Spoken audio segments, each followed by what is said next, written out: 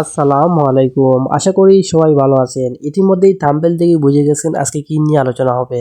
আমরা সবাই যারা ছোট যারা পরিসরে আপনার হাঁস পালন করি বা অনেকে আছেন আপনার ইনকিউবেটর মেশিন দিয়ে হাঁস আপনার বাচ্চা বের করেন। তারপর আসলে আপনার জানা নেই যে কিভাবে আপনি প্রথম দিন থেকে ১ সপ্তাহ পর্যন্ত খাবার দিবেন। সো আসলে যারা জানেন না তাদের জন্য এই ভিডিওটা খুবই ইন্টারেস্টিং। সো আসলে স্কিপ না করে সম্পূর্ণ ভিডিও দেখুন। সো এবার চলে যাওয়া যাক আপনার মূল কাজে। আপনার যেদিন আপনার হাঁসের বাচ্চা বের হবে আপনি প্রথম দিন আপনি মুড়ি এভাবে ছিটিয়ে দিবেন আমি যেভাবে দিতেছি। সো আপনি প্রথম দিনও দিবেন, দ্বিতীয় দিনও দিবেন, তৃতীয় দিন থেকে আপনি ফিড দেওয়া শুরু করবেন এবং এটা চলবে আপনার। আর আপনি অবশ্যই মুড়ি দিবেন, অবশ্যই আপনি বাটি থেকে আপনার পানি ভিজিয়ে তারপর আপনার মুড়ি এভাবে ছিটিয়ে দিবেন।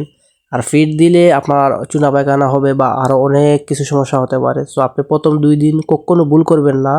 প্রথম ২ দিন চেষ্টা করবেন আপনার মুড়ি দেওয়ার। সো তারপর থেকে আপনি কন্টিনিউ দিবেন ফিড।